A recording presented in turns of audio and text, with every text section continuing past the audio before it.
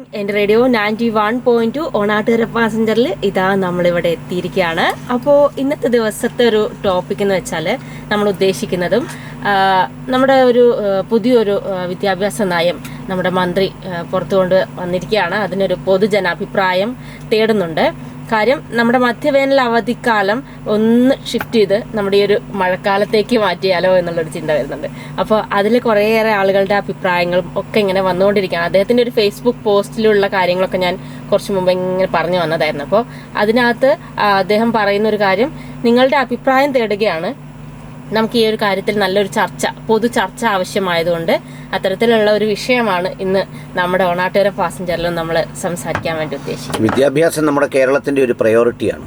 ഒരുപക്ഷെ ഭക്ഷണം, ആരോഗ്യം, പാർപ്പിടം എന്ന് പറയുന്ന അടിസ്ഥാന ആവശ്യങ്ങളോടൊപ്പം മറ്റ് സംസ്ഥാനങ്ങളിൽ നിന്ന് വ്യത്യസ്തമായി കേരളത്തിന് വിദ്യാഭ്യാസം കൂടി ഒരു പ്രധാനപ്പെട്ട കാര്യമാണ്. കാരണം വിദ്യാഭ്യാസം കൂടി നമ്മുടെ ഒരു ജീവൽ വായുവിൻ്റെ പ്രത്യേകതയാണ്. അതുകൊണ്ടാണ് നമ്മുടെ അധ്യയന വർഷത്തിൻ്റെ ആരംഭം വിദ്യാഭ്യാസ മേഖലയിൽ ഉണ്ടാകുന്ന എന്ത് ചലനങ്ങളും കേരളത്തിലാകെ അസ്വസ്ഥത സൃഷ്ടിക്കുന്നതും സന്തോഷം സൃഷ്ടിക്കുന്നതുമല്ല. അത് ഒരുപക്ഷെ മറ്റ് സംസ്ഥാനങ്ങളിൽ അങ്ങനെ ഉണ്ടാവണമെന്നില്ല. അപ്പോൾ ആ സന്ദർഭത്തിലാണ് ബഹുമാന്യനായ നമ്മുടെ വിദ്യാഭ്യാസ വകുപ്പ് മന്ത്രി മുന്നോട്ട് വെച്ചൊരു നിർദ്ദേശം. ആ നിർദ്ദേശം വേറൊന്നുമല്ല, ഈ മധ്യവേനൽ അവധി എന്ന് നമ്മൾ സാധാരണ പറയുന്നത് നാടൻ ഭാഷയിൽ എൻ്റെയൊക്കെ പ്രായത്തിലുള്ളവർ ഈ നാട്ടിലൊക്കെ പറയുന്നത് കോടടപ്പെന്നാണ്. കോടടപ്പ് എന്ന് പറയുന്നത് എങ്ങനെ വന്നു എന്നൊന്നും എനിക്കറിയില്ല. പക്ഷെ ഇപ്പം ആരും അങ്ങനെ ഉപയോഗിക്കുന്നതും കേട്ടിട്ടില്ല. അപ്പം കോടടപ്പ് മാർച്ചിൽ തന്നെ വേണോ, അതല്ല മഴക്കാലമായ ജൂൺ ജൂലൈ മാസത്തിൽ മതിയോ എന്നുള്ളതാണ് അദ്ദേഹം ചോദിച്ചത്. അപ്പൊ അതനുസരിച്ച് റീസെറ്റ് ചെയ്യണം. അപ്പൊ സ്വാഭാവികമായി അതിന് ജനങ്ങളുടെ ഒരു അഭിപ്രായം തേടേണ്ടതുണ്ട്. കാരണം ഇത്രയും വലിയ വിഷയമായതുകൊണ്ട് വിദ്യാഭ്യാസ മേഖലയിൽ എന്ത് ചെയ്യുന്നതും എപ്പോഴും വലിയ വിവാദമാണ്. പണ്ട് നമ്മുടെ പ്രീ ഡിഗ്രി ബോർഡ് കൊണ്ടുവന്നപ്പം വിവാദമായി. സമയമാറ്റം ഇപ്പോൾ വിവാദമാണ്. പിന്നെ അത് സമയമാറ്റം പിന്നെ മതവിദ്യാഭ്യാസത്തെ ബാധിക്കുന്നു എന്ന് പറഞ്ഞിട്ട് പ്രശ്നങ്ങളുണ്ട്, ചർച്ചകളുണ്ട്. അങ്ങനെയൊക്കെയുള്ള വ്യത്യസ്തമായ ചർച്ചകളുള്ളപ്പോഴാണ് പുതിയൊരു ചർച്ചയ്ക്ക് തുടക്കം കുറിക്കുന്നത്. അവിടെ മന്ത്രി ചോദിക്കുന്നത് ഈ മധ്യവേനൽ അവധി എന്ന് പറയുന്നത് നേരെ നമുക്ക് ജൂൺ ജൂലൈയിലേക്ക് ഷിഫ്റ്റ് ചെയ്യാവുന്നതാണ്. അപ്പോൾ ഈ അവധിയുടെ പാറ്റേൺ എടുത്ത് നോക്കുമ്പോൾ ഇതിൽ ഒരുപാട് കാര്യങ്ങൾ ഈ മന്ത്രി പറഞ്ഞതല്ലാതെ എനിക്ക് പറയാനുണ്ട്. മന്ത്രിക്ക് പറയാൻ കഴിയുന്നതിനൊരു ഫ്രെയിമുണ്ട്. മന്ത്രി ഒരു പൊളിറ്റിക്കൽ ചോയ്സാണ്. അതുകൊണ്ട് തന്നെ മന്ത്രിക്ക് രാഷ്ട്രീയം, മറ്റു പല പ്രത്യാഘാതങ്ങൾ, അത്തരം കാര്യങ്ങളുണ്ട്. എൻ്റെ ചില ചോദ്യങ്ങൾ എന്താണെന്ന് വെച്ചാൽ, ഒന്ന്, ഈ 60 ദിവസത്തെ അവധി തന്നെ എന്തിനാണ്? ഈ അവധി നമുക്ക് കുറയ്ക്കാൻ കഴിയില്ലേ? കാരണം ഇപ്പം നമ്മുടെ പിന്നെ സമരങ്ങളും മറ്റുള്ളതുമൊക്കെയായി ബന്ധപ്പെട്ട്, അതുപോലെ തന്നെ ഇപ്പം ജൂൺ ജൂലൈ മാസത്തിൽ തന്നെ നമ്മളിത് കഴിഞ്ഞ് വീണ്ടും ഓഗസ്റ്റിലേക്ക് പ്രവേശിച്ചാലും ഇപ്പോഴത്തെ കാലാവസ്ഥാ വ്യതിയാനത്തിൻ്റെ കാലത്ത് എപ്പോഴും ന്യൂനമർദ്ദവും മഴയും ഏത് സമയത്തും ഉണ്ടാവാം. ഓഗസ്റ്റിലുണ്ടാവാം, സെപ്റ്റംബറിലുണ്ടാവാം. അപ്പോൾ ആ സമയങ്ങളിലൊക്കെ നമുക്ക് കുറച്ച് റിലാക്സ്ഡ് ആയിട്ടുള്ള ഒരു നയം സ്വീകരിക്കണമെങ്കിൽ, ഇതിപ്പോൾ ഉദാഹരണത്തിന് നവോദയ വിദ്യാലയത്തിൽ ഞാൻ മനസ്സിലാക്കുന്നത് 40 ദിവസം കണ്ടേ ഉള്ള അവധി, 60 ദിവസം ഇല്ല. പിന്നെ ഇതൊക്കെ എൻ്റെ ഒരു മനസ്സിലാക്കലാണ്. ഒരുപാട് സമയം കിട്ടിയില്ല ഇത് നോക്കാൻ. പിന്നെ നമ്മൾ UAE പോലെയുള്ള സ്ഥലത്ത് നോക്കുമ്പോൾ അവിടുത്തെ അവധി തുടങ്ങുന്നത് ജൂലൈ മാസത്തിലാണ് എന്നാണ് ഞാൻ മനസ്സിലാക്കുന്നത്. ജൂലൈ ഓഗസ്റ്റ് ഒക്കെയാണ് അവിടുത്തെ അവധി. ജൂൺ അവസാനം കണ്ട് തുടങ്ങി ജൂലൈ ഓഗസ്റ്റ് ആകുമ്പോഴാണ്. അവിടെയും ഇത്രയും ദിവസത്തെ അവധിയില്ല. അപ്പം നമ്മളിത് പണ്ട് മുതലേ 60 ദിവസത്തെ അവധി എന്ന് പറയുന്ന ഒരു സംഗതി ചെയ്തിരിക്കുക. ഈ അവധിയുടെ എണ്ണം കുറച്ചാൽ നമുക്ക് വേണമെങ്കിൽ സ്കൂൾ ടൈം അഡ്ജസ്റ്റ് ചെയ്യാം. ഇപ്പോൾ ഉദാഹരണത്തിന് രാവിലെ മുതൽ 4:30 വരെ ഉള്ളത് വേണമെങ്കിൽ 2 മണിക്ക് അവസാനിപ്പിക്കാം. അല്ലെങ്കിൽ അങ്ങനെ ഏതെങ്കിലും സമയത്ത് വിട്ടാൽ കുട്ടികൾക്ക് നേരത്തെ വീട്ടിൽ പോകാം. പിന്നെ അവർക്ക് എന്തെങ്കിലും പാരലൽ കോളേജോ ട്യൂഷനോ വേറെന്തെങ്കിലും കലാകായികേതര സംഗതികൾക്ക് വേണമെങ്കിൽ സമയം ചെലവഴിക്കാം. പിന്നെ അതുകൂടാതെ ചില ആഘോഷങ്ങൾക്ക് സമയം കൊടുക്കാം. ഇപ്പോൾ ഉദാഹരണത്തിന് പറഞ്ഞാൽ ഓണത്തിന് 10 ദിവസമുണ്ട്, ക്രിസ്തുമസിനും അവധി 10 ദിവസമുണ്ട്. ഇപ്പോൾ പെരുന്നാളിനും വേണമെങ്കിൽ 4-5 ദിവസം കൊടുക്കാം. അപ്പോൾ കൊടുത്താലുള്ള ഒരു കാര്യം, ഇത് പ്രത്യേകിച്ച് ഏതെങ്കിലും ഒരു സമുദായത്തെ ഉദ്ധരിക്കുന്നതിന് വേണ്ടിയല്ല, അത്രയും കൂടി എൻഗേജ്മെന്റും യാത്രയും ട്രാവലും ആളുകൾ ഹാപ്പി ആവുകയും ചെയ്യും. അപ്പോൾ കുറച്ചുകൂടെ എന്ത് ചെയ്യുന്നു, കച്ചവടം, വ്യാപാരം, അതിൻ്റെ ഒരു മണി സർക്കിളിംഗ് ഒക്കെ ഇമ്പ്രൂവ് ചെയ്യും. ഇപ്പോൾ നമ്മളിപ്പോൾ ഓണം വരുമ്പോൾ എത്ര രൂപയാണ് മാർക്കറ്റിൽ പമ്പ് ചെയ്യുന്നത്? ഇതിപ്പോൾ ഓണത്തിന് 2 ദിവസമേ ഉള്ള അവധിയെങ്കിൽ ഈ ഇതിൻ്റെ 4-1 കാശ് അതിനകത്ത്. കാരണം വിദ്യാഭ്യാസം ലൈനപ്പ് ആകുമ്പോൾ നമ്മുടെ കുടുംബങ്ങൾ ലൈനപ്പ് ആവും. ഇപ്പൊ തിങ്കളാഴ്ച ആകുമ്പോൾ പള്ളിക്കൂടം രാവിലെ പിള്ളേരെ വിടണം എന്ന് പറയുമ്പോഴത്തേക്കും വേറൊരു റുട്ടീനും ഷെഡ്യൂളുമാണ്. അങ്ങനെയാണ് ഇരിക്കുന്നത്. അപ്പൊ അതുകൊണ്ട് പ്രിയപ്പെട്ട രക്ഷകർത്താക്കളെ, ഇപ്പൊ നിങ്ങൾക്ക് മക്കളും കൊച്ചുമക്കളും ഒക്കെ ഉള്ളവരായിരിക്കും മഹാഭൂരിപക്ഷം പേരും. നിങ്ങൾ ഈ മിനിസ്റ്റർ പറഞ്ഞ അഭിപ്രായത്തോടും ഞാൻ സൂചിപ്പിച്ച കാര്യങ്ങളോടും എന്താണ് നിങ്ങൾ യോജിക്കുന്നുണ്ടോ? നിങ്ങളുടെ നിർദ്ദേശം എന്താണ്? ഞാൻ ആ നമ്പർ കൂടി ഒന്ന് പറയാം. പറയൂ. അപ്പോൾ നമ്പർ കൂടി ഒന്ന് നോട്ട് ചെയ്യുക. 9544 700912 എന്ന നമ്പറിലാണ് നിങ്ങൾക്ക് വിളിക്കാൻ കഴിയുന്നത്. വിളിക്കാനുള്ള നമ്പർ എപ്പോഴും നിങ്ങളുടെ ഫോണിലൊക്കെ സേവ് ചെയ്ത് വെക്കുകയാണെങ്കിൽ നമ്മുടെ ഒരു അഭിപ്രായം വരുന്ന പെട്ടെന്ന് തന്നെ നമുക്കത് ക്യാച്ച് ചെയ്യാൻ വേണ്ടി പറ്റും അല്ലേ. അപ്പോൾ അത്തരത്തിൽ നിങ്ങൾ ഈ ഒരു നമ്പർ നോട്ട് ചെയ്ത് വെക്കുക. പിന്നെ ഈ ഒരു കാര്യത്തിൽ നമ്മൾ ഈ ഒരു വിഷയത്തിൽ കുറേയേറെ തരത്തിലുള്ള അഭിപ്രായങ്ങളുണ്ടാവും. അപ്പോൾ എല്ലാ തരത്തിലുള്ള ആളുകളും ഈ ഒരു ചർച്ചയിൽ ഭാഗമാകണം എന്നുള്ള കാര്യം കൂടി അവരെ കൂടി ക്ഷണിക്കുകയാണ്. കാര്യം അധ്യാപകർക്ക് പറയാനുണ്ടാവും, രക്ഷിതാക്കൾക്ക് പറയാനുണ്ടാവും, കുട്ടികൾക്ക് പറയാനുണ്ടാവും, പൊതുസമൂഹത്തിന് പറയാനുണ്ടാവും. കാരണം മന്ത്രി മുന്നോട്ട് വച്ചിരിക്കുന്ന ഈ നിർദ്ദേശം സ്വാഭാവികമായി ഇത് നിങ്ങളുടെ അഭിപ്രായങ്ങളും നിർദ്ദേശങ്ങളും ഒക്കെ വിദ്യാഭ്യാസ വകുപ്പിനും നമ്മൾ അതിൻ്റെ ഡോക്യുമെൻ്റ്സായി അയച്ചു കൊടുക്കും. ഇതാണ് ഞങ്ങളുടെ നാടിന് പറയാനുള്ളത്. അപ്പോൾ അതുകൊണ്ട് നിങ്ങൾ ആ വിഷയത്തിൽ അഭിപ്രായ പ്രകടനങ്ങൾ നടത്തണമെന്ന് അഭ്യർത്ഥിക്കുന്നു. നമുക്കൊരു പാസഞ്ചർ ഉണ്ട്. നമ്മുടെ ഈ കുറച്ചുകൊണ്ട് മെയില് അവധി കൊടുക്കുക. ജൂൺ ജൂലൈ നമ്മൾ കണ്ടിന്യൂ ക്ലാസ് നടക്കട്ടെ. അതായത് അല്ലെങ്കിൽ പിന്നെ ജൂണിൽ കൊടുക്കുക. അല്ലെങ്കിൽ നമ്മൾ മാർച്ച് പരീക്ഷ ഏപ്രിലോ മെയിലോ നടത്തും. എന്നിട്ട് പിന്നെ ഒരു മാസം താങ്കൾ പറഞ്ഞത് കൃത്യമായി പറയൂ. ഒന്നെന്താന്ന് വെച്ച് കഴിഞ്ഞാൽ മാർച്ചിൽ നടത്തുന്ന പരീക്ഷ ഏപ്രിലോ മെയിലോ നടത്തുക, എന്നിട്ട് അതിനുശേഷം അവധി കൊടുക്കുക. അവധി ഒരു മാസം മതി എന്നാണോ താങ്കൾ പറഞ്ഞത്? അതെ, ഒരു മാസം. അന്നേരം നമുക്ക് ഈ പിന്നെ ഓണത്തിനും ക്രിസ്മസിനും ഇതിനും അവധിയും കൊടുത്താലും ആ അവധി കംപ്ലീറ്റ് ആവും. ഇപ്പൊ ഒരു മെയ് മാസത്തിലാണെന്നുണ്ടെങ്കിൽ സൂര്യാഘാതം പോലുള്ള നമുക്ക് കുറച്ചുകൂടി ബുദ്ധിമുട്ടുള്ള സമയമാണ്. ആ സമയത്ത് കൊടുക്കുന്നതാണോ നല്ലത്? അല്ലെങ്കിൽ കൃത്യമായി പുള്ളി പറഞ്ഞു. അതായത് മെയ് ജൂൺ മാസങ്ങളിൽ ഇതിന്റെ വിളിച്ചതിന് നന്ദി. അതായത് മെയ് ജൂൺ മാസങ്ങളിൽ ഇതിന്റെ ഏപ്രിൽ മെയ് മാസങ്ങളിൽ വർക്കിംഗ് ഡേയ്സ് ആക്കിയിട്ട് മെയ് മാസത്തിൽ പരീക്ഷ നടത്തുക, അല്ലെങ്കിൽ ഏപ്രിൽ മാസത്തിൽ പരീക്ഷ നടത്തുക, എന്നിട്ട് ഒരു മാസം അവധി കൊടുക്കുക. ആ മാസം ജൂൺ ആകുന്നെങ്കിൽ നല്ലത്. എന്നിട്ട് ബാക്കിയുള്ള ഒരു മാസത്തെ അവധി സ്പ്രെഡ് ചെയ്ത് പല സന്ദർഭങ്ങളിലായി കൊടുക്കുക. അപ്പോൾ ഈ തുടർച്ചയായ പിന്നെ അവധികളും അല്ലെങ്കിൽ ഇത്രയും ദിവസത്തെ അവധികളും മറ്റു പലതരത്തിൽ ക്രമീകരിക്കാൻ കഴിയുമെന്നാണ് അദ്ദേഹം പറഞ്ഞത്. അത് അദ്ദേഹത്തിന് കാര്യം എന്ന് വെച്ചാൽ ഞാൻ ചോദിക്കട്ടെ, അപ്പം ഈ വേനൽ അവധി കൊടുക്കാൻ ഏറ്റവും ആപ്റ്റ് ആയിട്ടുള്ള ഒരു സമയം മെയ് മാസമായിരിക്കും അതോ ജൂൺ മാസമായിരിക്കും? അല്ല, മന്ത്രി ഇപ്പോൾ പറഞ്ഞിരിക്കുന്നത് ഈ വേനൽ അവധി എന്ന് പറയുമ്പോൾ ഇപ്പം നമ്മുടെ ഈ വേനൽ അവധി എന്ന് പറയുന്നതിൻ്റെ ഒരു ഇംപ്ലിക്കേഷൻ ഒരു കാലത്ത് വളരെ തുറസായ വേനലുള്ള കാലം ഉണ്ടായിരുന്നു. സംവിധാനങ്ങളൊക്കെ വളരെ അപര്യാപ്തമായ കാലം. ഇപ്പം ശരിക്കും പറഞ്ഞാൽ നമുക്ക് ക്ലാസ് റൂമുകളുണ്ട്, ക്ലാസ് റൂമുകളിൽ ഫാനുണ്ട്, പിന്നെ ഇക്കാര്യത്തിലെല്ലാം നിയന്ത്രണമുണ്ട്. പോകുന്നത് ബസ്സുകളിലാണ് മിക്ക കുട്ടികളും. വളരെ കുറച്ച് പേരുണ്ടെങ്കിൽ പേരൻസ് കൊണ്ട് വിടുന്നവരാണ്. ഇപ്പോൾ ഞാനൊക്കെ പഠിച്ചിരുന്ന അല്ലെങ്കിൽ എൻ്റെ പ്രായത്തിലുള്ളവർ പഠിച്ചിരുന്ന രീതിയിലുള്ള ഒരു വിദ്യാഭ്യാസ സംഗതിയേ ഇല്ല. പിന്നെ ആരും ഇപ്പോൾ സർക്കാർ സൂര്യാഘാതത്തിൻ്റെ സമയം പറയുന്നത് 12 മണി മുതൽ 3 മണി വരെയാണ്. ഈ സമയത്തിനിടയ്ക്ക് ഒരു സ്കൂൾ ഓപ്പറേറ്റ് ചെയ്യുന്നില്ല. മീൻസ് അവർ തെരുവിലാകുന്നില്ല കുട്ടികളാരും. എല്ലാവരും ക്ലാസ് റൂമുകളിലോ അങ്ങനെയുള്ള സ്ഥലത്തോ ഒക്കെയാണ്.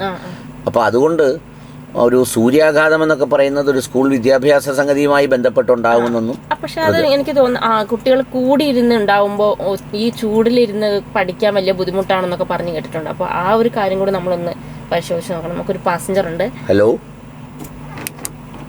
ഹലോ നമസ്കാരം. പറയും. ഇത് മക്കൾക്കും കൊച്ചുമക്കൾക്കും വേണ്ടിയിട്ടൊന്നും അല്ല പറയുന്നത്. നമ്മൾ ഈ അവധി വേനൽ അവധി എന്ന് തന്നെയാണ് പറയുന്നത്.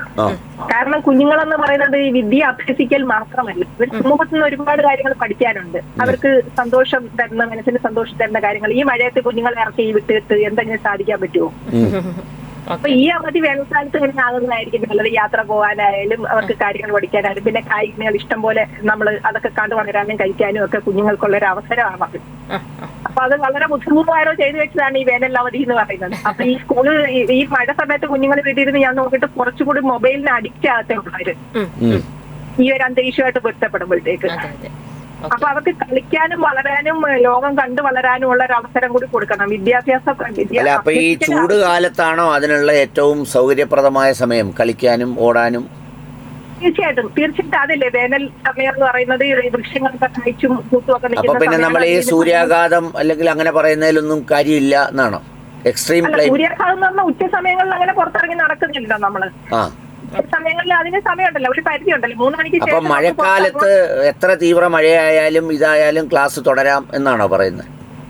തീർച്ചയായിട്ടും തീർച്ചയായിട്ടും നടത്താമല്ലോ. ബിൽഡിങ്ങുകൾ കുറച്ച് ആയിരിക്കണം. പഴയ കാലത്ത് എന്ന് വെച്ചാൽ നമുക്കൊന്നും പേടിക്കണ്ടായിരുന്നു. അന്ന് ഓണഷെഡും ഞങ്ങളൊക്കെ പോകുന്ന കാലത്ത് ഓണഷെഡും കാര്യങ്ങളും ഒക്കെ ആയതുകൊണ്ട് വീണാലും നമുക്ക് പേടിക്കണ്ട. അല്ല, ഇപ്പൊ എന്ന് വെച്ചാൽ കുട്ടികൾക്ക് എത്തിച്ചേരാനുള്ള ഒരു ബുദ്ധിമുട്ടുണ്ടല്ലോ ചേച്ചി. ഇപ്പൊ നമ്മൾ വണ്ടികൾ ഉണ്ടെങ്കിൽ കൂടി വെള്ളക്കെട്ടിന്റെ ഒക്കെ ഒരു ബുദ്ധിമുട്ടുണ്ടല്ലോ. അതാണ് സാർ ഉദ്ദേശിക്കുന്നത്. പരിഹരിക്കുക. ആദ്യം അതൊക്കെ പുറത്തുള്ള കാര്യങ്ങൾ ചെയ്യുക. ഈ സ്കൂളിനകത്തേക്ക് കൊണ്ടുവരുന്നതിന് മുമ്പ് ഈ സൈഡ് പിന്നെ വാളുകളൊക്കെ കെട്ടി റോഡൊക്കെ വൃത്തിയാക്കിയത് ഒരൊറ്റ റോഡിൽ സഞ്ചരിക്കാൻ പറ്റുന്നില്ല.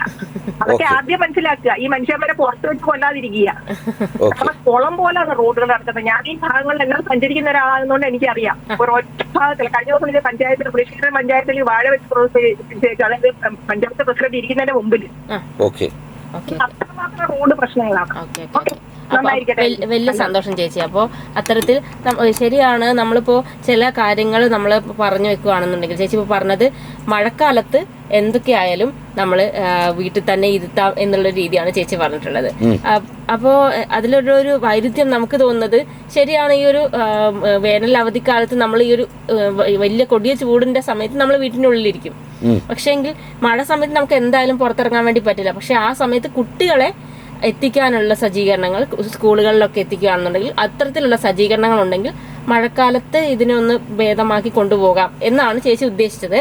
അപ്പോൾ എനിക്ക് തോന്നുന്നത് നമ്മൾ മുമ്പ് പറഞ്ഞതുപോലെ തന്നെ ഈ ഒരു ചൂട് സമയത്ത് കുട്ടികളെല്ലാം കൂടി ഒരുമിച്ചിരുന്ന് ക്ലാസ് മുറിയിലിരുന്ന് പഠിക്കുന്നതിൽ അവർക്കുണ്ടാവുന്ന ബുദ്ധിമുട്ടിനെ കുറിച്ച് നമ്മളൊന്ന് സംസാരിച്ച് വന്നിരുന്നു. അതെ, ഈ ഇപ്പോൾ പിന്നെന്താ പറയുന്നത്, ഈ പാസഞ്ചർ അഭിപ്രായപ്പെട്ടത് വേനൽക്കാല അവധി വേനൽക്കാലത്ത് തന്നെയാണ് വേണ്ടത്. അതല്ലെങ്കിൽ എന്താ പറയുന്നത് മഴക്കാലത്തേക്ക് മാറ്റുന്നതിൽ കാര്യമില്ല. കാരണം ആ സമയത്താണ് കുട്ടികൾക്ക് കളിക്കാനും ഓടാനും ഒക്കെ പറ്റുന്ന മഴയില്ലാത്ത കാലം. മഴക്കാലമാകുമ്പോൾ കുട്ടികൾക്ക് അവധി കൊടുത്ത് വീട്ടിലിരുത്തുന്നത് കൊണ്ട് എന്താണ്, അതുകൊണ്ട് അവർ കൂടുതൽ മൊബൈലിന് അഡിക്റ്റ് ആവുകയും അല്ലെങ്കിൽ അവരുടെ കായികക്ഷമതയും ശാരീരികക്ഷമതയും ഒക്കെ വലിയ പ്രയാസത്തിലാവുകയും ഉണ്ടാകും എന്നാണ് പറഞ്ഞത്. ഏതായാലും ഈ വിഷയത്തെ സംബന്ധിച്ചാണ് നമ്മൾ സംസാരിക്കുന്നത്. ഞാൻ നേരത്തെ സൂചിപ്പിച്ചതുപോലെ വിദ്യാഭ്യാസ പ്രക്രിയ എന്ന് പറയുന്നത് നമ്മുടെ നാടിനെ സംബന്ധിച്ചിടത്തോളം ഏറ്റവും പ്രധാനപ്പെട്ട സംഗതികളിലൊന്നാണ്. അതിലുണ്ടാകുന്ന ഏത് മാറ്റങ്ങളും ഭയങ്കര സെൻസിറ്റീവാണ്.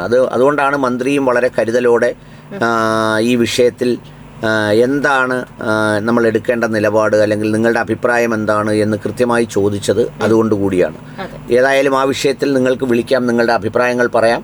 നിങ്ങൾക്ക് പറയാനുണ്ടാവും അല്ലെങ്കിൽ ഉണ്ടാവണം. ഈ വിദ്യാഭ്യാസ മേഖലയുമായി ബന്ധപ്പെട്ടാവുമ്പോൾ നിങ്ങൾ കാണുന്നതാണ്, കേൾക്കുന്നതാണ്. സ്കൂളിൻ്റെ അവധിയുടെ എണ്ണം കുറയ്ക്കണോ, അതല്ല അതിൻ്റെ മാസങ്ങൾ മാറ്റി ക്രമീകരിക്കണോ, അല്ലെങ്കിൽ അവധിയുടെ എണ്ണം കുറച്ചാൽ അതിനെ എങ്ങനെ ഏത് തരത്തിലേക്ക് മാറ്റണം, ഇതൊക്കെയാണ് പ്രധാന ചോദ്യങ്ങൾ. നമുക്കൊരു പാസഞ്ചർ ഉണ്ട്. Hello, good morning. ഞാൻ ലക്ഷ്മി, ടീച്ചറാണ്. ഞാൻ ടീച്ചറാണ്.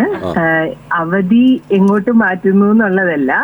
സാറ് പറഞ്ഞു ഒരു മാസത്തെ അവധി, ആ ഒരു അവധിയുടെ ഡ്യൂറേഷൻ. ശരിക്കും ഈ അവധി എന്ന് പറയുന്നത് നാട്ടുകാരൊക്കെ വിചാരിക്കുന്ന ടീച്ചേഴ്സ് വീട്ടിലിരിക്കുമല്ല. ആ സമയത്താണ് പേപ്പർ വാല്യുവേഷൻ നടക്കുന്നത്. പേപ്പർ വാല്യുവേഷൻ ഓരോ സബ്ജക്റ്റിനും ഇംഗ്ലീഷൊക്കെ പോലുള്ള സബ്ജക്ട് 1.5 മാസമൊക്കെ എടുക്കുന്ന വാല്യുവേഷൻ. ഞാൻ ഹയർ സെക്കൻഡറിയുടെ കാര്യമാണ് പറയുന്നത്. ഹൈസ്കൂളിലെ പോലെ ടീച്ചേഴ്സ് സഫീഷ്യന്റ് ഇല്ല. ഹയർ സെക്കൻഡറിയിൽ ഗസ്റ്റുകൾ ഒഴിവാക്കി പെർമനന്റ് ടീച്ചേഴ്സ് മാത്രം, 1 വർഷം സർവീസ് ഉള്ള ടീച്ചേഴ്സ് മാത്രമാണ് വാല്യുവേഷൻ വരുന്നത്. അതിൽ തന്നെ കുറെ പേര് ഈ ഡിസബിലിറ്റീസ് ഉള്ളവരുണ്ട്. അപ്പൊ അവരെയൊക്കെ ഒഴിവാക്കി ചില ആൾക്കാർ, നമുക്കറിയാലോ എവിടെയും ഏത് സിസ്റ്റത്തിലും കുറച്ചു പേര് വർക്ക് ചെയ്യുന്നവരുമാണ്. അപ്പൊ അവരാണ് ഈ ഫുൾ വാല്യുവേഷൻ ഒക്കെ ഇരുന്ന് ഇത്രയും സമയം നോക്കുന്നതും. പിന്നെ റീവാല്യുവേഷൻ, സയൻസ് സബ്ജക്റ്റിന് ഡബിൾ വാല്യുവേഷനും ഉണ്ട്. ഇതെല്ലാം കഴിഞ്ഞ് നമ്മൾ അത്രയും ശ്വാസം പിടിച്ച് നല്ല രീതിയിൽ നോക്കിയിട്ടാണ്, എന്നിട്ട് പോലും എറേഴ്സ് വരുന്നത് ഭയങ്കര പ്രശ്നമാണ്. ആ ഒരു സമയം നമുക്ക് വേണ്ടി വരും വാല്യുവേഷൻ കംപ്ലീറ്റ് ആയി ഈ റിസൾട്ട് പബ്ലിഷ് ചെയ്യാൻ. 2 മാസം തന്നെ വേണ്ടി വരുമോ, അതല്ലെങ്കിൽ 1 മാസം മതിയാവോ? 1 മാസം കൊണ്ട് വാല്യുവേഷൻ കഴിയത്തില്ല. വാല്യുവേഷൻ കഴിഞ്ഞാൽ പിന്നെ അടുത്ത ഒരു ടീച്ചർക്ക് എത്ര ക്ലാസിന്റെ പേപ്പേഴ്സ് ഉണ്ടാവും? ഇപ്പോൾ ഒരു സർക്കാർ സ്കൂളിലാണെങ്കിൽ നമ്മളിപ്പോ സെൻട്രലൈസ്ഡ് വാല്യുവേഷൻ വേറെ ഉണ്ട്. സെൻട്രലൈസ്ഡ് വാല്യുവേഷൻ ആവുമ്പോൾ ആ സെന്ററിലേക്ക് വരുന്ന മുഴുവൻ പേപ്പർ നോക്കി തീരുന്നവരെ അതിന് എത്ര ദിവസം എടുക്കും? 15 ദിവസം എടുക്കുമോ? 15 ദിവസത്തിൽ കൂടുതലുണ്ട് വാല്യുവേഷനൊക്കെ. ഇംഗ്ലീഷ് പോലെയുള്ള ഇംഗ്ലീഷും മലയാളം, അതായത് എല്ലാ കുട്ടികളും പഠിക്കുന്ന ഒരു സബ്ജക്റ്റ് ആണ്. ഏത് വിഷയം എടുക്കുന്നവർക്ക് ഒരു സെൻട്രലൈസ്ഡ് വാല്യുവേഷൻ സെന്ററിൽ എത്ര പേരുണ്ടാവും ടീച്ചറെ വാല്യൂ ചെയ്യാനായിട്ട്? വാല്യൂ ചെയ്യാൻ ഓരോ, ഇതിപ്പോ സുവോളജിയുടെ ക്യാമ്പിലാണെങ്കിൽ ഒരു ഇവിടെ ഞാനിപ്പോ ഇവിടെ ചവറ ക്യാമ്പിലാണ് പോകുന്നത്. അവിടെ ഒരു 20 പേരെ ഉണ്ടാവുള്ളൂ. 20 പേര് ഒരു ജില്ലയിലെ ആയിരിക്കും? ഒരു ജില്ലയിലെ അല്ല, ഈ ഒരു നമുക്ക് പണ്ടായിരുന്നെങ്കിൽ ഒരു ജില്ലയിൽ ഒരു സ്ഥലത്തെ വാല്യുവേഷൻ ക്യാമ്പ് ഉള്ളൂ. ഇപ്പൊ അങ്ങനല്ല. കൊല്ലം ജില്ലയിൽ തന്നെ ഒന്നിലധികം സ്ഥലത്തുണ്ട്. അപ്പൊ നമ്മുടെ നിയറസ്റ്റ് സ്കൂൾ, പണ്ട് അങ്ങനൊക്കെ കൊടുക്കുമായിരുന്നു. ഇപ്പൊ അതൊക്കെ ഒഴിവാക്കാൻ വേണ്ടി സ്കൂളിനോട് അടുത്ത് ഏറ്റവും അടുത്തുള്ള വാല്യുവേഷൻ ക്യാമ്പ് എവിടെയാണോ അവിടെയാണോ നമ്മൾ പോകേണ്ടത്. ഇപ്പൊ ടീച്ചർ പറയുന്നത് അതിന്റെ ഈ പറയുന്ന അവധിയുടെ പീരീഡ് ഏത് കാലത്തേക്ക് മാറ്റിയാലും പ്രശ്നമില്ല, പക്ഷെ അത് കുറയ്ക്കുന്നത്, ഈ അവധിയുടെ എണ്ണം കുറയ്ക്കുന്നത് ബുദ്ധിമുട്ടുണ്ടാക്കുന്നതാണ്. ഈ വാല്യുവേഷൻ ടൈം പേപ്പർ അല്ലെങ്കിൽ വാല്യുവേഷൻ ചെയ്യാൻ നമ്മൾ ബംഗാളികളെ കൂടെ ഇരുത്തേണ്ടി വരും അവിടെ. അത് ശരി. വേറെ കുറച്ചുകൂടി ഓപ്ഷൻ അതിപ്പോ എന്തായാലും ടീച്ചർ ഒരു തമാശക്ക് പറഞ്ഞെങ്കിലും ഈ ആർട്ടിഫിഷ്യൽ ഇന്റലിജൻസിന്റെ കാലം വരുമ്പോഴത്തേക്ക് ബംഗാളിയും നേപ്പാളിയും ഒക്കെ അധ്യാപകരായി ക്ലാസ് എടുക്കുന്ന ഒരു കാലം വരാനിരിക്കും. ചിലപ്പോ അത് ശരിയായിരിക്കും. പക്ഷെ ഒരു കാര്യമുണ്ട്, നമ്മള് ഈ കൊറോണ സമയത്ത് നമ്മളെല്ലാരും പറഞ്ഞു ഇനിയിപ്പോ ടീച്ചേഴ്സിന്റെ ആവശ്യമൊന്നും ഇല്ല, മൊബൈലിൽ കൂടെ പിള്ളേരെ പഠിപ്പിക്കാവുന്ന. പക്ഷേ ഇപ്പൊ സ്കൂളിൽ പഠിപ്പിക്കുന്ന അല്ലെങ്കിൽ ആരോടെങ്കിലും ചോദിച്ചു നോക്കൂ, നമുക്ക് ഈ കുട്ടികളെ രണ്ടായിട്ട് തിരിക്കാൻ പറ്റും. കൊറോണ കാലത്തിന് മുമ്പുള്ള ജനറേഷനും കൊറോണ കഴിഞ്ഞ് വരുന്ന ടീച്ചറെ AI ടൂൾ വരുമ്പോ മൊബൈലല്ല, AI ടൂളിന്റെ പ്രത്യേകത ഇപ്പൊ ക്ലാസ് റൂമുകളിൽ തന്നെ കിയോസ്കുകൾ സ്ഥാപിച്ചിട്ട് കുട്ടികളോട് ഒരു പർട്ടിക്കുലർ സബ്ജക്റ്റിൽ അധ്യാപിക ക്ലാസ്സിൽ തന്നെ സംസാരിക്കുകയാണ്. ഓക്കെ. അല്ല, ഞാൻ പറഞ്ഞത് ഈ ഇമോഷണൽ, നമ്മള് മനുഷ്യരെന്ന് പറയുന്നത് പഠിത്തം മാത്രമല്ലല്ലോ, കുറച്ച് സോഷ്യലായിട്ടും കൂടെ.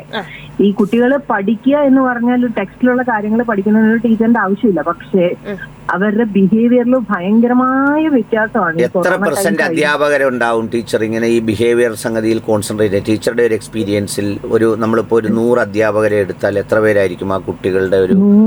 അല്ല, ഞാൻ വർക്ക് ചെയ്യുന്ന സ്ഥലത്തെ വെച്ചിട്ട് പറയാം. എനിക്ക് അങ്ങനെ പറയാൻ പറ്റൂ. നമുക്ക് ജനറലൈസ് ചെയ്ത് ഒരു കാര്യവും പറയാൻ പറ്റില്ല. ഇപ്പൊ എനിക്കിപ്പോ 1 മണിക്കൂറാണ് ഒരു പീരീഡ് എന്ന് പറയുന്നത്. 1 മണിക്കൂർ ക്ലാസ് എടുക്കാൻ വേണ്ടി ഞാൻ ക്ലാസ്സിലേക്ക് ചെല്ലുമ്പോ, നമ്മൾ കയറി ചെല്ലുമ്പോ തന്നെ ഈ ആദ്യം ഞങ്ങൾക്ക് ഫസ്റ്റ് ഇയറും സെക്കൻഡ് ഇയറും 2 വർഷത്തെ കുട്ടികളെ പഠിപ്പിക്കാനുള്ള ഫസ്റ്റ് സെക്കൻഡ് ഇയർ. അപ്പൊ ഫസ്റ്റ് ഇയർ വരുന്ന കുട്ടികളെ നമുക്ക് ആ ഒരു ഞങ്ങളുടെ സിസ്റ്റത്തിലോട്ട് കൊണ്ടുവരാൻ തന്നെ ഞങ്ങൾക്ക് ഒരു ഓഗസ്റ്റ് മാസം അത്രയും തന്നെ എടുക്കും. കാരണം ഇവർക്ക് ഭയങ്കരമായ പ്രോബ്ലംസ് ആണ്. അവര് നമ്മുടെ ഹൈസ്കൂൾ എന്ന് പറഞ്ഞ 35-40 പിള്ളേരാണ് ഒരു ക്ലാസ്.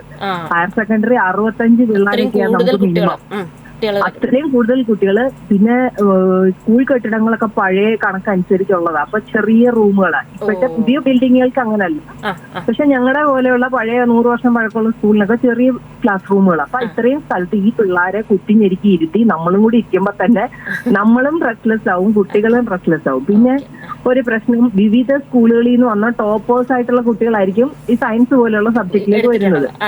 അപ്പൊ ഓരോ കുട്ടിയും വിചാരിക്കുന്നത് അവൻ 10th വരെ പഠിച്ചപ്പോൾ ഞാൻ ആ സ്കൂളിലെ ഏറ്റവും സംഭവമായിരുന്നു, ടീച്ചേഴ്സിന്റെ കണ്ണിലുണ്ണിയായിരുന്നു, ഇവൻ എല്ലാം പറയുന്നത് ആ ടീച്ചർ അംഗീകരിച്ചെന്ന് വരും. അതുപോലെ തന്നെ ഹൈസ്കൂളുകളിൽ ചിലപ്പോൾ അവർക്ക് ഫ്രീ പീരീഡ്, ലെഷർ ടൈം കിട്ടും. പക്ഷെ ഹയർ സെക്കൻഡറിയിലോട്ട് വരുമ്പോൾ ഇവർക്ക് ലെഷർ ടൈം ഇല്ല, 1 മണിക്കൂറാണ് ക്ലാസ്. പിന്നെ എല്ലാ സ്കൂളിലെയും ടോപ്പേഴ്സ് വരുമ്പോഴത്തേക്കും ഈ തമ്മിൽ ഭയങ്കര ഈഗോ, പ്രത്യേകിച്ചും സയൻസിൽ അങ്ങോട്ടും ഇങ്ങോട്ടും ഭയങ്കര ഈഗോ ക്ലാഷ് ആണ്. കുട്ടികൾ പരസ്പരം സഹകരിക്കത്തില്ല, നോട്ട്സ് കൊടുക്കത്തില്ല, അങ്ങോട്ട് നോക്കത്തില്ല, ഇങ്ങോട്ട് നോക്കത്തില്ല, ഒരാൾ അടുത്തിരിക്കത്തില്ല, ബെഞ്ചിന് വരെ അവിടെ അടിയാ. ഓക്കെ. അപ്പൊ ടീച്ചർ വിദ്യാഭ്യാസ മേഖലയിലെ പ്രധാനപ്പെട്ട കാര്യങ്ങളാണ് പങ്കുവച്ചത്. അതിൽ ടീച്ചർ പറഞ്ഞൊരു പ്രധാനപ്പെട്ട കാര്യം ഈ പറഞ്ഞ പീരീഡ് മാസം എത്രയായാലും ഈ 2 മാസം എന്നുള്ളത് ശരിക്കും പറഞ്ഞാൽ വാല്യുവേഷനും അല്ലെങ്കിൽ അത്തരം പ്രക്രിയകൾക്കൊക്കെ വളരെ നേരിട്ട് അറിയാൻ പറ്റുന്നു. അതെ, അത്യാവശ്യമുള്ള കാര്യമാണ്. ഓരോ പരിഷ്കാരങ്ങൾ വരുന്ന സമയത്തും അപ്പൊ ഞാൻ എൻ്റെ ഒരു സംശയം ഞാൻ ചോദിക്കുന്നത്, ഇപ്പൊ നമ്മൾ ഈ പറയുന്ന നവോദയ വിദ്യാലയങ്ങൾ അല്ലെങ്കിൽ അത്തരം സ്കൂളുകളിലൊക്കെ അവരെങ്ങനെയായിരിക്കും ഇത് ക്രമീകരിക്കുക എന്നുള്ളത് ഞാൻ ചോദിക്കുന്നത്. അവരിപ്പോ ഈ 35 ദിവസം 40 ദിവസം ഒക്കെ അവധി കൊടുത്തിട്ട് അതിനെ എങ്ങനെയായിരിക്കും ഒരു വാല്യുവേഷൻ നടത്തുന്നത്? ഹലോ.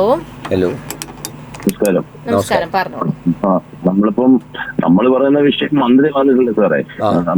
ജൂൺ ജൂലൈ 2 മാസം തന്നെയാണ് പറഞ്ഞത്. അത് വേണോ, അത് ഏപ്രിൽ മെയ് മാറ്റിയിട്ട് ജൂൺ ജൂലൈ വേണോന്നാണ് പുള്ളി ചോദിക്കുന്നത്. അല്ല, മന്ത്രി ചോദിച്ചത് അത് തന്നെ. ഞാൻ അതുകൊണ്ടാണ് പറഞ്ഞത് മന്ത്രിക്കിപ്പോ അവധി കുറയ്ക്കാൻ പറ്റൂല. ഞാൻ ചോദിച്ചതാണ് ഈ പറഞ്ഞ ഇതിനെ തുടർന്നുണ്ടായ ചർച്ചകൾ സാമൂഹ്യ മാധ്യമങ്ങളിൽ പലരും അഭിപ്രായപ്പെട്ടപ്പോൾ ഈ അവധിയുടെ എണ്ണം മറ്റു ദിവസങ്ങളിലേക്ക് ക്രമീകരിക്കാൻ പറ്റുമോ, തുടർച്ചയായിട്ട് വേണോ, അതല്ല പിന്നെ പിന്നെ വർക്കിംഗ് ടൈം അതുപോലെ തന്നെ നിലനിർത്തിക്കൊണ്ട് മറ്റ് ക്രമീകരണങ്ങൾ നടത്തണമെന്നൊക്കെ പറയുന്ന ചർച്ചയുണ്ട്. അതുകൊണ്ടാണ് ഞാൻ ചോദിച്ചത്. ഇതിനകത്ത് ഇപ്പൊ നമ്മൾ ടീച്ചർ പറഞ്ഞ ആദ്യമായി അധ്യാപക സംഘടനയോട് ചർച്ച ചെയ്യപ്പെടുന്ന വിഷയമാണ്. അവര് ഇത് അംഗീകരിക്കാൻ സാധ്യത കുറവാണ്. കാരണം 2 മാസം വാല്യുവേഷൻ, പിന്നെ അവർക്ക് കിട്ടുന്ന ഒരു റെസ്റ്റ് ടൈമാണ്. അപ്പൊ അതുകൊണ്ട് അധ്യാപക സംഘടനകൾ ഇതിനെതിരെ രംഗത്ത് വരുമെന്നാണ് എന്റെ ഒരു തോന്നുന്നത്. തീർച്ചയായും സാറ് പറഞ്ഞുകൊണ്ട് ഞാൻ യോജിക്കുകയാണ്. കാരണം 1 മാസം മാത്രം മതി, ബാക്കി ഉള്ള ദിവസങ്ങളിൽ നമുക്ക് കുട്ടികൾക്ക് പ്രത്യേക ആക്ടിവിറ്റീസിന് നമുക്ക് സമയങ്ങൾ കണ്ടെത്താൻ സാധിക്കും. അതിനോടൊപ്പം തന്നെ ഈ വർഷം തന്നെ അധ്യയന വർഷം തുടങ്ങിയിട്ട് 7 ദിവസമാണെന്ന് എന്റെ ഒരു സംശയം ഞാൻ പറയാം. ബന്ദ്, അതായത് വിദ്യാഭ്യാസം എന്നത് ഒരു സംഘടന പ്രഖ്യാപിച്ചു കഴിഞ്ഞാൽ അന്ന് സ്കൂളുകൾ മൊത്തം അടയ്ക്കുക. ഞങ്ങളൊക്കെ പഠിക്കുന്ന സമയത്ത് നമ്മൾ വന്ന് മെമ്മോറാണ്ടം എഴുതി ഇന്ന വിഷയമാണെന്ന് ഹെഡ് മാസ്റ്റർ സമർപ്പിച്ച് അത് അപ്പോഴത്തേക്ക് ഒരു 3 പീരീഡെങ്കിലും നടത്താൻ കഴിയും, 1 or 2 പീരീഡെങ്കിലും നടത്താൻ കഴിയും. എന്നിട്ട് നമ്മളോട്ട് ചോദിച്ച് നമ്മൾ കുറച്ച് സമരമൊക്കെ മുദ്രാവാക്യമൊക്കെ വിളിച്ച് അതിനുശേഷം മാത്രമേ സ്കൂളിൽ വിടുന്ന ഒരു സംവിധാനമുള്ളൂ. ഇപ്പൊ അതല്ല, ഏതെങ്കിലും ഒരു പേപ്പർ സംഘടന പോലെ എവിടെങ്കിലും ഇരുന്നുകൊണ്ട് പറയുകയാണെങ്കിൽ വിദ്യാഭ്യാസം എന്തെന്ന് പറഞ്ഞാൽ മൊത്തം സ്കൂളുകളും അടച്ച്, അത് സ്വകാര്യ സ്കൂളുകളൊക്കെ സംബന്ധിച്ച് വളരെ നല്ലത്. കാരണം അന്ന് അവർക്ക് ബസ്സുകളുണ്ടാ, മറ്റു കാര്യങ്ങളില്ല, അങ്ങനെ ഒരു സംഭവത്തിലേക്ക് അവർക്ക് പോകും. അത് അടച്ചങ്ങ് പോവുക. ഇപ്പൊ 7 ദിവസം ഈ അധ്യയന വർഷം കഴിഞ്ഞാട്ടാണ് എന്റെ ഓർമ്മ. അതുപോലെ തന്നെ നമ്മളിപ്പോ ഈ മഴയായിട്ട് ഇതുപോലെ അവധികൾ കുറേയേറെ വന്നല്ലോ. അപ്പൊ അതുകൊണ്ട് ഒരുപാട് സന്തോഷം വിളിച്ചതിൽ, താങ്കളുടെ അഭിപ്രായം സൂചിപ്പിച്ചതിൽ. ഇപ്പൊ ഈ അദ്ദേഹം പറഞ്ഞ 2 കാര്യമാണ്. ഒന്ന്, അവധിയുടെ എണ്ണം കുറയ്ക്കട്ടെ, അതുപോലെ തന്നെ ഈ അധ്യയന വർഷത്തിൽ നഷ്ടപ്പെടുന്ന എന്താ പറയുന്നത് ഹർത്താലുകൾ അല്ലെങ്കിൽ അത്തരമുള്ള കാര്യങ്ങൾ, ബന്ധുകൾ ഒക്കെ നഷ്ടപ്പെടുത്തുന്ന അധ്യയന വർഷങ്ങളുടെ കാര്യമാണ് പറയുന്നത്. ഇനി കുറച്ചുകൂടി ഈ വിദ്യാഭ്യാസ മേഖല കുറച്ചുകൂടി വളരെ ഫോക്കസ്ഡായി, വളരെ സ്ട്രക്ചേർഡായി, വളരെ സെൻറ്റേർഡായി വർക്ക് ചെയ്യേണ്ട ഒരു സ്ഥിതിവിശേഷം വരും. കുട്ടികളുടെ എണ്ണം ഗണ്യമായി കുറയാണ്. അപ്പോൾ കുറയുമ്പോഴത്തേക്ക് നമ്മൾ എന്തൊക്കെ പറഞ്ഞാലും 2 കുട്ടിയുള്ള ഒരു രക്ഷകർത്താവ് വളരെ കേന്ദ്രീകരിച്ച് അവൻ്റെ ഫ്യൂച്ചർ എന്താണെന്നുള്ളതിനെ സംബന്ധിച്ച് വളരെ വളരെ വളരെ വളരെ കൃത്യമായിട്ടായിരിക്കും അവൻ മൂവ് ചെയ്യുക. ഇപ്പം നമ്മൾ 7-8 പേരുള്ള വീടുകളിലെ പോലെ പിന്നെ സർക്കാർ എല്ലാവരെയും കൂടെ ഇപ്പോൾ ഇംഗ്ലീഷ് മീഡിയത്തിൽ പഠിപ്പിക്കാൻ ഒക്കുമോ, അല്ലെങ്കിൽ എല്ലാവരെയും കൂടെ അവിടെ വിടാൻ ഒക്കുമോ എന്നൊക്കെ പറയുന്ന ചില പൊതുന്യായങ്ങളും തത്വങ്ങളും ഉണ്ട്. ഇനിയിപ്പോൾ അങ്ങനെ ആയിരിക്കില്ല. ഒരു കുട്ടിക്ക് നൽകുന്നത് എന്തായിരിക്കണം എന്നുള്ളതിനെ സംബന്ധിച്ചൊരു കൃത്യതയുണ്ട്. അതുകൊണ്ട് തന്നെ ആ നൽകുന്നതിനെ അതിൻ്റെ ആംഗിളിൽ തന്നെ കാണേണ്ടത് ആവശ്യമാണ്. എന്ന് പറഞ്ഞാൽ ഇപ്പം പൊതുവിദ്യാലയങ്ങളുടെ ഇൻഫ്ര ആവട്ടെ, അതിൻ്റെ പരിസരത്തുള്ള വെള്ളക്കെട്ടുകളാകട്ടെ, അവിടുത്തെ സുരക്ഷിതത്വ പ്രശ്നങ്ങളാവട്ടെ, അവിടുത്തെ അധ്യാപനവും അധ്യാപന രീതിയുമാകട്ടെ, പിന്നെ ഒക്കെ ഏറ്റവും പ്രധാനപ്പെട്ട മറ്റുള്ളതിനോട് പിടിച്ചു നിൽക്കത്തക്ക നിലയിലുള്ള സംഗതികൾ സെറ്റ് ചെയ്തെങ്കിലേ ഇത് എസ്റ്റാബ്ലിഷ് ചെയ്ത് മുന്നോട്ട് പോകാൻ പറ്റും. ഇത് കുട്ടികളുടെ സേവനമാണ്, കുട്ടികൾക്ക് നൽകുന്ന വ്യക്തിപരമായ വികാസത്തിനുള്ള പഠന പ്രക്രിയയാണെന്നൊക്കെ പറയുമ്പോഴും ഇതൊരു വലിയ എംപ്ലോയ്മെന്റ്, തൊഴിൽ മേഖലയുമാണ്. ഒത്തിരി ആളുകൾ പണിയെടുക്കുന്ന ഒരു മേഖലയാണ്. നാളെ ഇതിലുണ്ടാകുന്ന ഒരു ചേഞ്ച്, ഇപ്പൊ തന്നെ ഒരുപാട് അധ്യാപകർ ഞാൻ മനസ്സിലാക്കിയെടുത്തോളം റിസർവിലാണ്. അതായത് കുട്ടികളുടെ എണ്ണം കുറഞ്ഞ് ഡിവിഷൻ ഫാൾ ഉണ്ടായിട്ട് അങ്ങനെ മാനേജ് ചെയ്ത് പോകാൻ കഴിയാത്തൊരു സ്ഥിതി വിശേഷമുണ്ട്. അപ്പോൾ അതുകൊണ്ട് ഇത് വളരെ സെൻസിറ്റീവ് ആയിട്ടുള്ളൊരു കാര്യമാണ്. നമ്മൾ സാധാരണ ചില രോഗങ്ങൾക്ക് ചികിത്സിക്കുമ്പോൾ പറയുന്നത് പോലെ വളരെ ശ്രദ്ധയോടെ, ന്യൂറോ കേസാണ്, കാർഡിയോ ആണ്, അതുകൊണ്ട് വളരെ ശ്രദ്ധയോടെ കൈകാര്യം ചെയ്യണമെന്ന് പറയുന്നത് പോലെ വളരെ ശ്രദ്ധയോടെ കൈകാര്യം ചെയ്യേണ്ടത്. അതുകൊണ്ട് തന്നെ നിങ്ങൾ ശ്രദ്ധിക്കേണ്ടതാണ്, നിങ്ങൾ അഭിപ്രായം പറയേണ്ടതാണ്. നിങ്ങളുടെ അഭിപ്രായങ്ങൾ തീർച്ചയായും ഇത് സാമൂഹ്യ മാധ്യമത്തിലൂടെ ഒക്കെ നമ്മൾ എല്ലാവരെയും അറിയിക്കുന്നുണ്ട്. അതിലുള്ള ഈ പറയുന്ന കൺസേൺസ് ഉണ്ട്. നേരത്തെ ടീച്ചർ സൂചിപ്പിച്ചതുപോലെ അധ്യാപകർക്ക് അതിൻ്റേതായ കൺസേൺസ് ഉണ്ട്, രക്ഷകർത്താക്കൾക്ക് അതിൻ്റേതായ കൺസേൺസ് ഉണ്ട്, പൊതുസമൂഹത്തിന് അതിൻ്റേതായ കൺസേൺസ് ഉണ്ട്.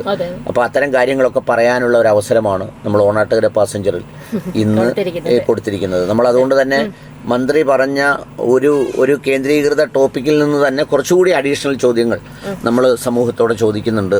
ഈ 2 മാസത്തെ അവധി ജൂൺ ജൂലൈയിലേക്ക് മാറ്റുന്നതിനെ കുറിച്ചാണ് വിദ്യാഭ്യാസ മന്ത്രി ചർച്ച തുടങ്ങി വെച്ചതെങ്കിൽ അതിൻ്റെ എണ്ണത്തെ സംബന്ധിച്ചും അല്ലെങ്കിൽ അതിൻ്റെ എന്താ പറയുന്നത് റീഷെഡ്യൂളിങ്ങിനെ സംബന്ധിച്ചും ഈ ദിവസങ്ങൾ മാറ്റി ചെയ്യുന്നതിനെ സംബന്ധിച്ചുമൊക്കെയാണ് നമ്മൾ നിങ്ങളോട് ചോദിക്കുന്നത്. അതുകൊണ്ട് നിങ്ങളുടെ അഭിപ്രായങ്ങൾ, നിങ്ങളുടെ നിർദ്ദേശങ്ങൾ, നിങ്ങളുടെ ഒപ്പീനിയനൊക്കെ പറയാം. ഇതിപ്പോൾ ഇല്ല പണ്ട് നമ്മൾ സാധാരണ പറയുന്ന പോലെ വെറുതെ പറഞ്ഞു പോകാനല്ല, ഉത്തരവാദിത്വത്തോടെ നമ്മൾ പറയുമ്പോൾ അത് ശ്രദ്ധിക്കപ്പെടും. അതോടൊപ്പം തന്നെ അതിനെ സംബന്ധിച്ച് ഇപ്പം പലരും വിളിച്ചു പല അഭിപ്രായങ്ങളും പറഞ്ഞതിനെക്കുറിച്ച് നിങ്ങളുടെ റിയാക്ഷൻസ് പറയാം. അതായത് നിങ്ങൾക്ക് അതിനെക്കുറിച്ച് എന്താണ് പറയാനുള്ളത്, അതിനെ സപ്പോർട്ട് ചെയ്ത് പറയാം, അതല്ലെങ്കിൽ അതിനോട് കൂട്ടിച്ചേർത്ത് പറയാം, അല്ലെങ്കിൽ അതിനോട് നിരാകരിച്ച് നിങ്ങളുടെ ഒപ്പീനിയൻ എന്താണ് പുതിയത് എന്നുള്ളതിനെ സംബന്ധിച്ച് നിങ്ങൾക്ക് പറയാം. കാരണം നമ്മളെ കൂടുതൽ ബാധിക്കുന്നത് നമ്മുടെ കുട്ടികളുടെ കാര്യമാണ്. നമ്മൾ നല്ല പ്ലാനിങ്ങോട് കൂടി കൊണ്ടുവന്നിട്ടില്ലെങ്കിൽ, ഇപ്പോൾ ലക്ഷ്മി ടീച്ചർ പറഞ്ഞപ്പോൾ തന്നെ മനസ്സിലായെന്ന് വെച്ചാൽ +1 ക്ലാസ്സുകളിലേക്ക് പ്രവേശിക്കുന്ന കുട്ടിക്ക് തന്നെ ആ ഒരു സാഹചര്യമായിട്ട് അഡ്ജസ്റ്റബിൾ ആവാൻ കുറേയേറെ മാസങ്ങളെടുക്കും. അപ്പോൾ ഇത്തരത്തിലുള്ള നമ്മൾ കുറേയേറെ രീതികളൊക്കെ കൊണ്ടുവരികയാണെന്നുണ്ടെങ്കിൽ അതിലേക്ക് അവർ അക്സെപ്റ്റബിൾ ആവാൻ കുറേയേറെ സമയമെടുക്കും കേട്ടോ. അപ്പോൾ അവർക്ക് പെട്ടെന്ന് ഇപ്പോൾ നമ്മളിപ്പോൾ ഈ ഒരു സംവിധാനം കൊണ്ടാണ് എന്നുള്ള എക്സ്പ്ലനേഷൻ കൊടുത്താലും അവർ പിന്നെയും ചോദിക്കും, എന്തുകൊണ്ട് ഇങ്ങനെ ചെയ്തുകൂടാ, ഞങ്ങൾക്ക് കുറച്ചുകൂടി സൗകര്യം അങ്ങനെയായിരുന്നല്ലോ, ഞങ്ങൾക്ക് പഴയ രീതി തന്നെ മതിയായിരുന്നല്ലോ എന്നൊക്കെ പറയും. ഇപ്പോൾ കുറേയേറെ ദൃശ്യമാധ്യമങ്ങളിലൊക്കെ കണ്ടു കുട്ടികളുടെ അഭിപ്രായങ്ങൾ ചോദിക്കുന്നത് കണ്ടപ്പോൾ കുട്ടികളുടെ പല തരത്തിലുള്ള അഭിപ്രായങ്ങൾ, ഇപ്പോൾ ഒരു 10-12 കുട്ടികൾ എടുത്തു കഴിഞ്ഞാൽ അവർക്ക് 100 അഭിപ്രായങ്ങളാണ് ഈ ഒരു വിഷയത്തിൽ വരുന്നത്. അവരിൽ നിന്നും മനസ്സിലാക്കിയിട്ടുള്ളത് കുട്ടികളെ സംബന്ധിച്ചിടത്തോളം ഏറ്റവും സന്തോഷം അവധിയാണ്. അപ്പൊ അവധി വേണമെന്നാണ് അവരോട് അവരെല്ലാം ഒരു പ്രധാന കാര്യം. അവർക്ക് അതിനെ സംബന്ധിച്ചപ്പോൾ അവരിപ്പോൾ രാവിലെ ആകുമ്പോൾ കൊല്ലം ജില്ലയ്ക്ക് അവധി പ്രഖ്യാപിച്ചു, ആലപ്പുഴ ജില്ലയ്ക്ക് ഇല്ലെങ്കിൽ ബോർഡറിൽ നിൽക്കുന്ന ആളെന്നുള്ള നിലയിൽ എൻ്റെ മോനൊക്കെ ചോദിക്കും, എന്താ എപ്പോഴും ആലപ്പുഴയ്ക്ക് മാത്രം, കൊല്ലത്തിനില്ലല്ലോ. അപ്പം മഴ പെയ്യുമ്പോൾ ചോദിക്കും നാളെ അവധി ആയിരിക്കുമോ. അതിപ്പോൾ പണ്ടത്തെ കാലത്തും ചിലതിനോടുള്ള കൗതുകം, ആ പ്രായത്തിൽ അതിനോടുള്ള കൗതുകം തന്നെ നമ്മൾ എത്ര ന്യായം പറഞ്ഞാലും. ഇപ്പം പിള്ളേർക്ക് അവധി, ഇപ്പം എന്താ പറയുന്നത്, മഞ്ചാടി, നെല്ലിക്ക, തീപ്പട്ടി പടം എന്നൊക്കെ പറയുന്നത്, അതിനോടൊക്കെയുള്ള ആ കൗതുകം കാലം എത്ര കഴിഞ്ഞാലും ആ കുട്ടികളുടെ ആ ഒരു സംഗതി ഉണ്ട്. അതുകൊണ്ട് അതെ, അവരുടെ പ്രിഫറൻസ് എപ്പോഴും അവധി തന്നെയാണ്. പക്ഷെ ഇതിനെ നമ്മൾ റീഫ്രെയിം ചെയ്യുമ്പോൾ ഇതിൽ ഗൗരവമായുള്ളത് രക്ഷകർത്താക്കൾ, പൊതുസമൂഹം, പിന്നെ PTA SMC-ക്കാരൊക്കെ ഉണ്ടല്ലോ, ഇഷ്ടംപോലെ ആളുകൾ പലരും. അവരിൽ നിന്ന് നല്ല തരത്തിലുള്ള ചർച്ചകൾ കാര്യം വെച്ചാല് ഇവരുമായിട്ട് കുട്ടികളുമായിട്ട് നേരിട്ട് ബന്ധമുള്ള ആളുകളാണ് അവര്. അപ്പോൾ ഈ ഒരു കുട്ടികൾ, ഇപ്പോൾ സാറ് പറഞ്ഞ പോലെ ഈ അവധി എന്നുള്ളത്, അവധിക്ക് അപ്പുറത്തേക്ക് ഇതിന്റെ ബുദ്ധിമുട്ടുണ്ടാകുന്നത് ഈ പഠിച്ചു തീർക്കാൻ ഇപ്പൊ ഇനി ഓണമാണ് വരുന്നത്, ഓണപരീക്ഷയ്ക്ക് മുമ്പ് എല്ലാം പഠിച്ചു തീർത്ത് ഒരു സെറ്റായി ഇരിക്കേണ്ട ഒരു സമയമാണ്. അതുപോലെ തന്നെ ഞാൻ കാണുന്ന വേറൊരു സംഗതിയുണ്ട്. പിന്നെ ഇപ്പൊ ഒട്ടുമിക്ക സ്വകാര്യ സ്കൂളുകളിലും ഇന്റഗ്രേറ്റഡ് എൻട്രൻസ് കൂടെ ചേർത്തിട്ടുള്ള ട്രെയിനിങ് ഉണ്ട്. ഒരുപക്ഷെ പല സ്കൂളുകളിലും അധ്യാപകരുടെ സമയം അതിനനുസരിച്ച് കുട്ടികളില്ല, അല്ലെങ്കിൽ ക്രമീകരിക്കാൻ കഴിയുമെങ്കിൽ ഈ സർക്കാർ പൊതുവിദ്യാലയങ്ങളിൽ +1 +2 തലത്തിൽ ചില ഇന്റഗ്രേറ്റഡ് കൺസെപ്റ്റ് കൂടി ചേർത്താൽ നല്ലതായിരിക്കും എന്ന് ഞാൻ വിചാരിക്കുന്നു.